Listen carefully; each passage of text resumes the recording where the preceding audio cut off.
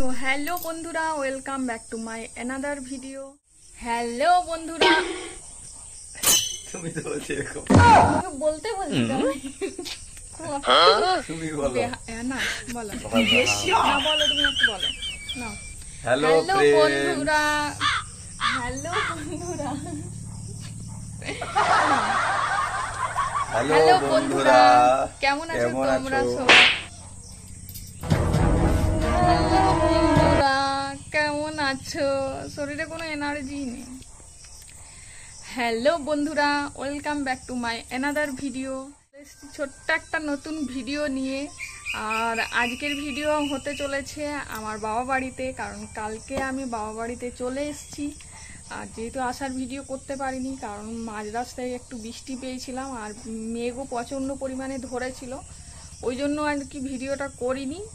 আর বাবা বাড়িতে এসছি কী কারণে, সেটা মানে পুরো ভিডিওটা দেখো, তাহলে বুঝতে পারবে। তো চলো ভিডিওটা দেখতে থাকো। আর বরবাবু দেখো এই সবে মাত্র উঠলো, উঠার কথা 7টার সময় উঠছে এখন।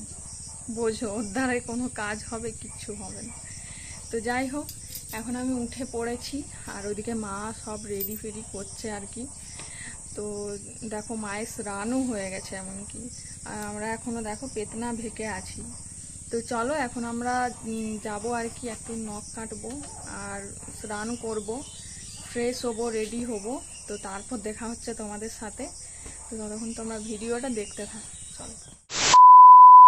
আর এখানে দেখতে পাচ্ছ আমি একটা ছোট্ট ভাইকে দিয়ে আমার ফোনটা দিয়ে পাঠিয়ে দিয়েছি যে যা প্রথমে কি কি হচ্ছে সেগুলো সব ক্যামেরা বন্দি করবি। A few moments later. অবশেষে আমাদের দেখা মিললো। ওই যে দূরে দেখতে পাচ্ছ আমি আর আমার একটা মাসি ছিল, আমরা দুজন মিলেই আসছিলাম। একেই তো শাড়ি পরা অভ্যাস নেই, তার উপরে আবার শাড়ি পরেছি, আর রাস্তা এতটা পরিমাণে কাদা যে তোমাদের কি বলবো।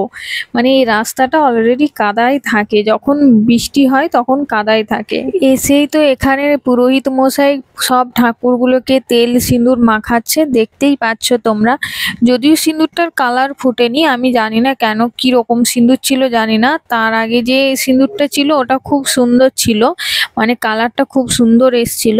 আর এই যে দেখো আমাদের ওইটা দেখলে আমাদের সন্ন্যাসী ঠাকুর, আর এটা হচ্ছে আমাদের ভৈরব ঠাকুর। যেহেতু মা একাই করতে ব্যস্ত ছিল সবকিছু, আর এখানে চিড়ার প্রসাদের যে ফলগুলো ছিল ওইগুলো বোনাতে আর কি একটু লেট হয়ে গিয়েছিল, তাই আমাকে দিয়ে পাঠিয়ে দিয়েছিল, বললো যা তোরা ফলগুলো নিয়ে চলে যা, ওখানে থানে বসে বসে কাটবি সব। এখানে মা তো এলো অনেকক্ষণ পর, বাট আমার এখনো ফল কাটা কমপ্লিট হয়নি, যেহেতু আমি একটু আস্তে আস্তেই কাজ করি। আর আমি একটু ধীরে সুস্থে পরিষ্কার পরিচ্ছন্ন কাজ করতে খুবই পছন্দ করি। কার কিরকম লাগে জানি না, বাট আমার খুব ভালো লাগে। আর এখানে দেখো যেহেতু অনেকটা পরিমাণে লেট হয়ে গেছে, তাই সবাই একটা একটা কাজে লেগে পড়েছে। ওইদিকে আমি ফল কাটছি, এইদিকে আমার একটা মাসি নারকেল কুচি কুচি করছে, আর বাকিরা সব দর্শকরা বসে বসে দেখছে। যেহেতু আমাদের খিচুড়ি ভোগটা কমপ্লিট হয়ে গিয়েছিল, তাই পুরোহিত মশাই একটু তাড়াতাড়ি করছিল যে চিড়া প্রসাদটা আর কি রেডি করার জন্য। তোমাদেরকে বলতেই ভুলে গেছি যে আমরা কিসের জন্য এসেছি, কারণ আমার মা হচ্ছে আমাদের নামে একটা মানত করেছিল, আর সেই মানতটা পূরণ হয়েছে, তার জন্যই আর কি পুজোটা দেওয়া। এখানে আমাদের নামে ঠাকুরের মাথায় ফুল চাপানো হয়েছিল, যাতে আমাদের আরো মনস্কামনাগুলো পূরণ হয়। আর ঠাকুর দেখো ফুলটা দিয়ে দিল অলরেডি। আমাদের জীবনে অনেক স্বপ্ন আছে, অনেক ইচ্ছে আছে, সেগুলো যেন ভগবান খুব তাড়াতাড়ি পূরণ করে দিতে পারে। চলো এদিকে পুজো হচ্ছে, পুরোহিত মশাই ঠাকুরকে পুজো দিল, মানে চিড়ে প্রসাদে পুজো দিল। দেন আরেকবার পুজো হবে, সেটা হলো খিচুড়ি ভোগের পুজো। আর এখানে দেখো পুজো কমপ্লিট হয়ে গেছে, মানে খিচুড়ি ভোগের পুজোটা এখনো কমপ্লিট হয়নি। আর পুজো শেষে প্রণাম করে এই ধারে আর কি ভৈরব বাবা, ভৈরবের থানে আরো পুজো দিতে গেল। আষাঢ় মাস পূজা কর্মণি কর্তব্যস্যে মনোবচ্চাদি নানা দেবতা বিষ্ণুবায় নমঃ।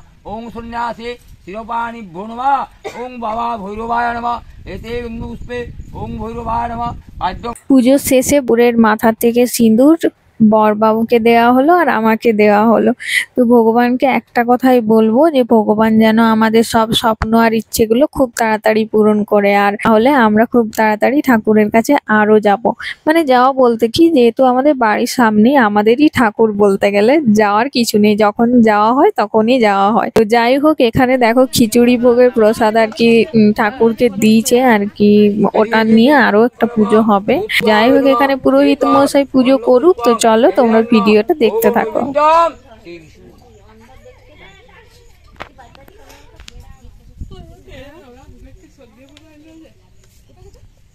বাবা আমি নিবেদন করছি, তুমি মক্ষণ করো। বাবা আমি নিবেদন করছি, তুমি মক্ষণ করো। এখানে পুজো কমপ্লিট হয়ে গেছে, আর চিড়ের যে প্রসাদ ছিল সেটা মা আর কি প্রসাদটা ভালোভাবে মেখে সবাইকে বিতরণ করছে। যেহেতু আমরা সকাল থেকে উপোস দিয়েছিলাম, সেই জন্য আর কি ঠাকুরের প্রসাদ নিয়ে জল খেলাম। আর এখানে দেখো খিচুড়ি প্রসাদ সবাইকে খাওয়ানো হচ্ছে। আমাদের দিদাদেরকে বলা হয়েছিল, আর আমার যে স্টুডেন্টস ছিল তাদেরকে বলা হয়েছিল, আর দিদা দাদু সবাই ওরা আর কি এসছিল। এখানে বোন আছে, পাশের বাড়ি বৌদি, ওরা সবাই আছে। তো তাই ভাবলাম সবার সাথে আমরাও একটু খেয়ে নিই, খেতে বসে নিই। আমরা কেন আর বাড়িতে যে খাবো, তাই থানেই আর কি আমরা ওখানে খেলাম। তো খিচুড়িটা খুব সুন্দর হয়েছে, বাট একটু নুনটা কম হয়ে গিয়েছিল। এই যে দেখো এখানে আমি বসে আছি, আর তারপর বরবাবু এলো, দুজন মিলে একসাথে বসে এখান থেকে খিচুড়িটা আমরা খেলাম। তো তারপরে কি হচ্ছে সেটা তোমরা দেখতে থাকো। আর এখানে তো দেখো আমাকে শাড়ি পরে কেমন লাগছে তোমরা একটু অবশ্যই কমেন্টে জানিও। যেহেতু বেশিক্ষণ আমি শাড়ি পরে থাকতে পারি না, তাও এই জলে কাদাতে আমি অনেক কষ্ট করে শাড়িটা পরে এসছি। আমাকে পরিয়ে দিয়েছিল ওই মাসিটাই আর কি পরিয়ে দিয়েছিল। তো যাই হোক, এখানে বরবাবুকে তো জিজ্ঞেস করলাম যে তোমার খিচুড়ি প্রসাদটা কিরকম লাগলো। তো বললো হ্যাঁ ভালোই লেগেছে, কিন্তু নুনটা একটু কম হয়েছে। যাক, নুন বেশি হওয়ার থেকে একটু কম হওয়া অনেক ভালো, কারণ বেশি হয়ে গেলে খাওয়া যায় না, আর যদি একটু কম হয় তাও নিয়ে খাওয়া যায়। তো চলো তারপর কি হচ্ছে সেটা তোমরা দেখতে থাকো। এখন সব পুজো দেওয়া কমপ্লিট হয়ে গেছে। এরপরে এই যে মা, আমি, বরবাবু সবাই মিলে চললাম।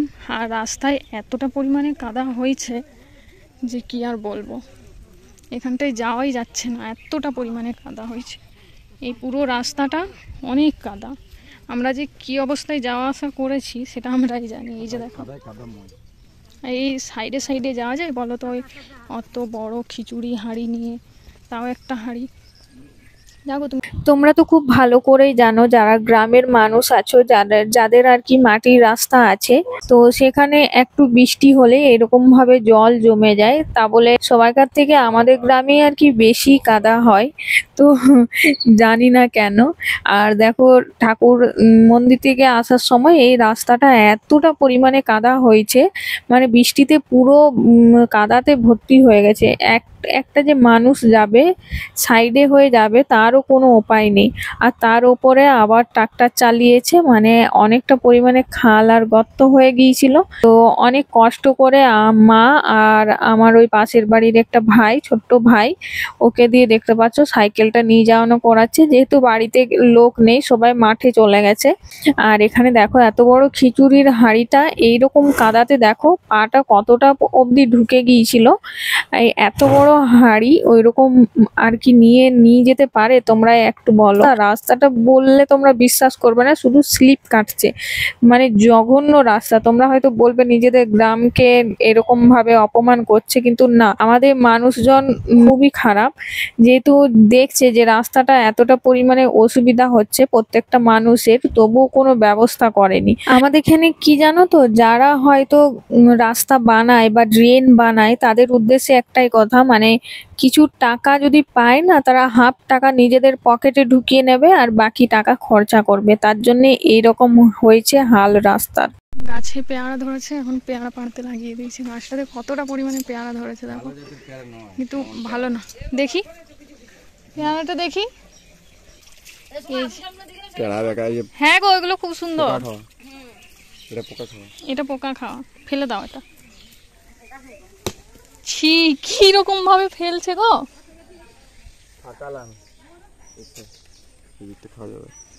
আগে এটা আর খাবোই না আমি।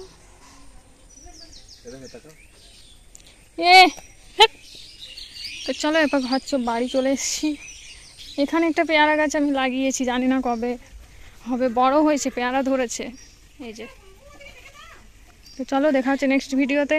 সবাইকে টাটা, বাই বাই।